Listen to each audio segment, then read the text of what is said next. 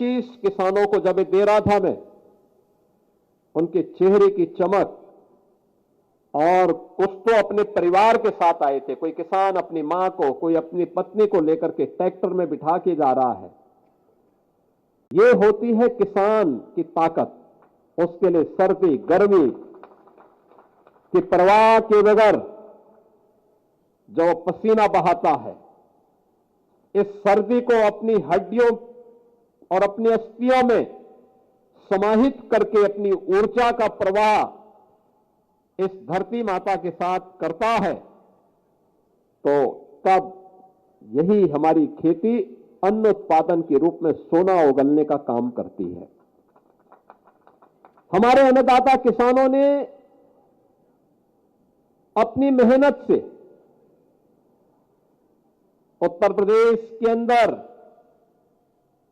जो प्रगति की है वह आप सबके सामने है। बहनों और भाइयों,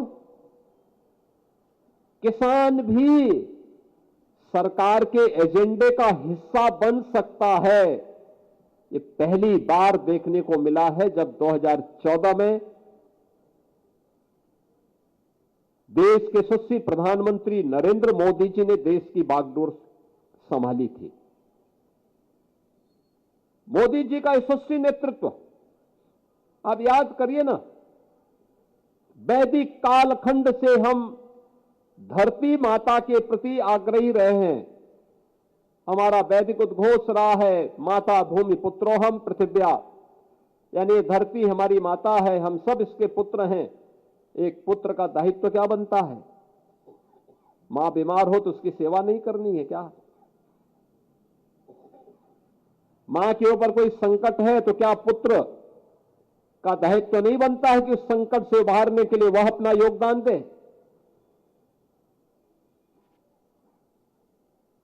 पहली बार हुआ सॉइल हेल्थ कार्ड के माध्यम से 2014 में प्रधानमंत्री मोदी जी ने धरती माता की सेहत के बारे में हर एक व्यक्ति को जागरूक किया। पहले चुनिंदा किसान ही सॉइल हेल्थ कार्ड का उपयोग करते थे।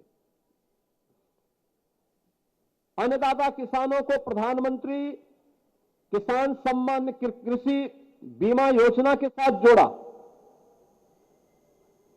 और फिर एक एक करके योजनाएं आगे बढ़ती गई। प्रधानमंत्री कृषि सिंचाई की योजना से लेकर के प्रधानमंत्री किसान सम्मान निधि, एमएसपी की गारंटी हो या फिर बीज से लेकर बाजार तक किसान के लिए सुविधाओं की एक लंबी कड़ी को आगे बढ़ाने का कार्यक्रम, ये निरंतर चलता रहा।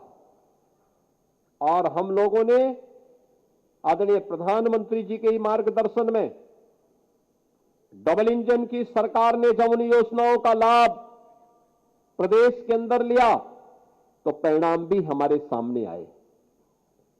हम लोग तो सबसे पहले इस बात के आभारी हैं कि आदरणीय प्रधानमंत्री जी ने पूर्व प्रधानमंत्री, उत्तर प्रदेश के पूर्व मुख्यमंत्री, किसानों के मसीहा चौधरी चरण सिंह जी को किसानों के प्रति और देश के प्रति उनकी सेवाओं के लिए भारत रत्न की से सम्मानित करके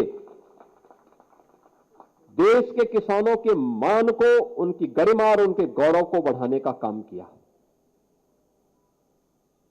आज डबल इंजन की सरकार किसानों के हित के लिए किए जाने वाले इन कार्यों का ही परिणाम है। जब 17 में आए थे कृषि ऋण मोचन का कार्यक्रम लघु और सीमांत किसानों का, पहले किसान एजेंडे का हिस्सा ही नहीं था। चुनाव के अंदर लोग भले ही भाषण कर लें लेकिन शासन की किसी भी स्कीम का पार्ट नहीं था। और आज हम इस बात को कह सकते हैं कि किसान को शासन की हर योजना प्राथमिकता के आधार पर उपलब्ध करवाई जा रही है। आज बिचौलिया अन्नदाता किसान की फसल का दाम नहीं तय करता है, अब किसान अपनी फसल का दाम तय करता है और सरकार अगर मार्केट में उसको मिलेगा अच्छा दाम तो मार्केट में बेचेगा, नहीं तो सरकार उसको खरीदने का काम करेगी। और हमारी सरकार सफलतापूर्वक इन कार्यक्रमों को आगे बढ़ाने का काम कर रही है। उत्तर प्रदेश के अंदर क्या धान की फसल हो, क्या गेहूं की फसल हो, क्या चना हो, क्या सरसों हो, क्या बाजरा हो, मक्का हो, कई गुना उत्पादन बढ़ा है, कई गुना उत्पादन बढ़ा है। लागत कम हुई है, उत्पादन ज्यादा बढ़ा है, और यही मुनाफे का आधार है, यही किसान की समृद्धि का आधार है। और इन्हीं बातों को लेकर के अक्सर चौधरी साहब कहा करते थे, वे अक्सर कहते थे, चौधरी साहब के बारे में ये बात विख्यात थी, और देश के हित में, गांव के हित में और किसान के हित में जो भी बात होती थी, बिना हिचक के उसको बोलते थे। उन्होंने कहा था, जब तक किसान गरीब रहेगा भारत अमीर नहीं हो सकता। ये चौधरी साहब का वक्तव्य था। ग्रामीण भारत ही असली भारत है, ये चौधरी साहब का वक्तव्य था। भारतवर्ष की समृद्धि का मार्ग देश के खेत एवं खलिहान से होकर के गुजरता है, ये भी चौधरी साहब ने ही कहा था। और जागरूक जनशक्ति ही सबल लोकतंत्र का आधार है, यह चौधरी साहब ने ही कहा था। बहनों और भाइयों, इसके लिए उन्होंने, जब उन्हें मौका मिला उत्तर प्रदेश सरकार में, उन्होंने यहां पे प्रदेश के अंदर भूमि सुधार का कार्यक्रम लागू किया, जमींदारी उन्मूलन का, और भूमि सुधार अधिनियम के माध्यम से उन्होंने महत्वपूर्ण भूमिका का निर्वहन किया। बिचौलियों द्वारा किसानों के शोषण को बंद करवाने के लिए मंडी अधिनियम पारित करवाया। उत्तर प्रदेश में होल्डिंग अधिनियम के समेकन में प्रमुख भूमिका की व्यवस्था की, पटवारी व्यवस्था का भी उन्मूलन किया। लघु सीमांत श्रेणी के किसानों के 3.5 एकड़ तक भूखंड को भू राजस्व के भुगतान में छूट भी उन्होंने दिलाया।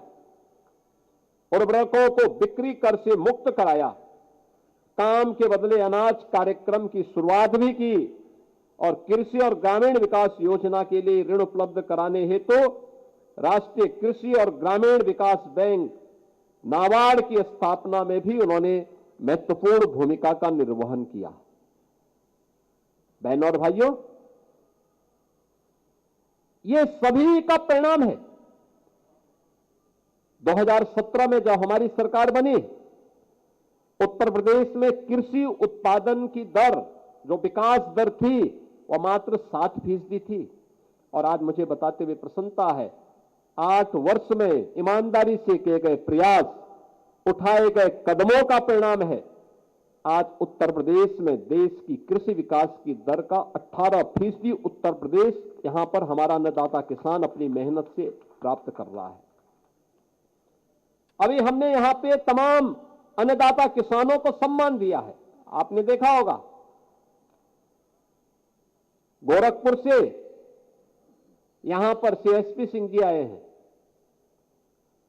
डीएसआर पद्धति से 100 कुंटल धान पर हेक्टेयर उत्पादन का काम हुआ। यानी ये दिखाता कि तकनीक का अगर हम उपयोग करते हैं, तो तकनीक का उपयोग खेती को सरल भी बना देता है, और सरल बनाने के साथ साथ उत्पादन को भी बढ़ा देता है। किसान की मेहनत भी कम होती है, लेकिन उत्पादन ज्यादा हो जाता है। आपने देखा होगा, ऐसे ही श्री वीरेंद्र कुमार सिंह गेहूं में इन्हें प्रथम स्थान प्राप्त हुआ। आशीष तिवारी चना में प्रथम स्थान प्राप्त हुआ।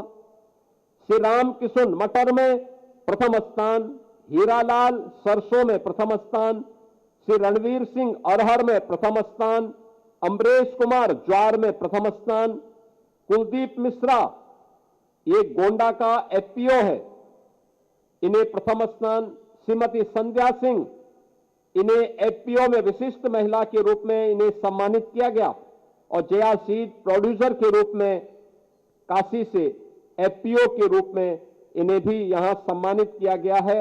आधुनिक खेती के लिए विकास सिंह जी को, और वैज्ञानिक के रूप में कृषि विज्ञान केंद्र उन्नाव के डॉक्टर धीरेन्द्र तिवारी को यहां पर आज सम्मानित करने का काम हुआ है। मैं इन सभी अन्नदाता किसानों का या कृषि के क्षेत्र में नवाचार के लिए जिन्होंने लगातार प्रयास किए हैं, आज उन्हें यहां सम्मानित किया गया। मैं इन सबका हृदय से अभिनंदन करता हूं, स्वागत करता हूं। बहनों और भाइयों, आज हम देखते हैं, आपने देखा होगा 1996 से 2017 तक 21-22 वर्षों में अन्नदाता किसानों को जितना गन्ना मूल्य का भुगतान नहीं हुआ था, हमने मात्र 8 वर्ष में उससे भी ज्यादा लगभग 75,000 करोड़, उससे भी अधिक धनराशि हमने अन्नदाता किसानों के खाते में डाला है। आज आप देख रहे होंगे उत्तर प्रदेश के अंदर किसान समृद्धि की ओर अग्रसर हुआ है। और अभी हाल ही में हम लोगों ने कहा कि भाई हर बार ये मांग होती है गन्ना का दाम बढ़ाया जाए, पैसा बढ़ता 5 रुपया 7 रुपया। हमने कहा एक साथ इतना पैसा बढ़ाओ कि सबका मुंह बंद हो जाए। 400 रुपए हम लोगों ने, जितने भी हमारे आरएलडी के विधायकगण हैं, रोज मुझे घेरते थे। और जब से बढ़ाया गया है तब तो खुश तो है लेकिन बोलते नहीं है। कहते हैं कि नहीं काम अच्छा हुआ है, तो मैंने कहा बोल भी दिया करो जब अच्छा हुआ है तो उसी में अब मुझे अच्छा लगता है, किसान खुश है, मेहनत कर रहा है, लेकिन हमें तकनीक अपनानी पड़ेगी, अच्छी तकनीक अपनानी पड़ेगी। याद रखना, ये जो किसान नई तकनीक से अच्छी क्वालिटी के बीज से कम लागत में अच्छा उत्पादन कर रहे हैं और उत्तर प्रदेश का नाम भी रोशन कर रहे हैं, इसलिए क्योंकि उन्होंने तकनीक पर ध्यान दिया, अच्छे सीड पर ध्यान दिया। हमारे वैज्ञानिकों को इस दिशा में कार्य करना होगा। सौभाग्य से पिछले 8 वर्ष में डबल इंजन की इस सरकार ने 20 नए कृषि विज्ञान केंद्र स्थापित किए हैं भारत सरकार के सहयोग से। अब हमारे पास 89 कृषि विज्ञान केंद्र काम कर रहे हैं। 9 क्लाइमेटिक जोन में इतने कृषि विज्ञान केंद्र किसी राज्य के पास नहीं है। सेंटर ऑफ एक्सीलेंस विकसित किए जा रहे हैं। अच्छा प्रयास हुआ है। कृषि विभाग इस दिशा में लगातार कार्य कर रहा है। हमारे तीनों मंत्री स्वयं किसान हैं। शाही जी भी देवरिया के किसान हैं। सरदार बलदेव सिंह ओलख यूपी और उत्तराखंड दोनों के किसान हैं। चौधरी लक्ष्मी नारायण जी स्वयं किसान हैं। और संजय निषाद के लिए कहना क्या हो, तो मत्स्य उत्पादन में हर तालाब में मत्स्य उत्पादन का काम कर रहे हैं। तो ये सभी व्यवहारिक धरातल पर कार्य करने वाले लोग हैं और उसका परिणाम भी हम सबको देखने को मिल रहा है। और आज यहां पर आपने देखा होगा कुछ नई चीजें हम लोगों ने प्रारंभ की हैं। एक चौधरी साहब की स्मृति को जीवंत बनाए रखने के लिए लखनऊ में एक सीड पार्क बन रहा है।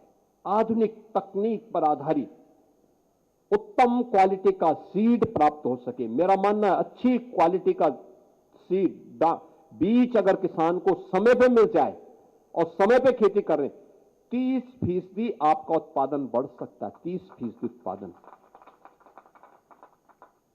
यानी 30% उत्पादन बढ़ाने में बड़ी भूमिका का निर्वहन कर सकता है। और ये चौधरी साहब के नाम पर चौधरी चरण सिंह सीड पार्क यहां लखनऊ में हम लोग बनाने जा रहे हैं। दूसरा, बाराबंकी में एक टिश्यू कल्चर की अत्याधुनिक लैब, उसके लिए भी हम लोगों ने 21 एकड़ से ऊपर का भूभाग चिन्हित किया है, जहां पर हम किसान को अच्छी टिश्यू कल्चर का, ये टिश्यू कल्चर गन्ने के लिए भी, केले के लिए भी, आलू आदि के लिए भी बहुत बड़ी भूमिका का निर्वहन करेगा। तमाम अन्य फसलों के लिए आज आपने देखा होगा कि जमीन के नीचे आलू और ऊपर टमाटर, अब ये भी पैदा हमारे किसानों ने किया है। मैं गया था कई खेतों में, मैंने देखा था। मैं बाराबंकी में ही गया था। पद्म पुरस्कार से सम्मानित हमारे किसान से राम शरण वर्मा जी के खेत में, कहां है ये, तो है राम शरण वर्मा जी के खेत में मैं गया था। यानी नीचे आलू और ऊपर टमाटर, और अन्नदाता किसान है और 1.5 लाख का चश्मा पहनते हैं।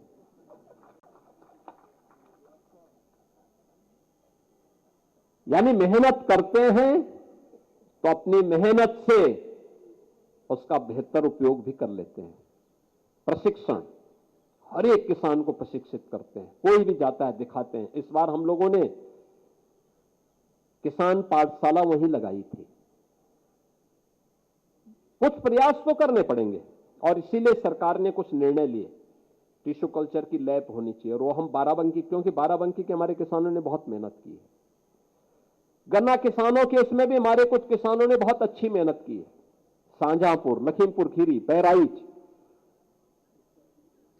1,000 कुंटल पर हेक्टेयर में इन्होंने उत्पादन करने का एक नया रिकॉर्ड बनाया है।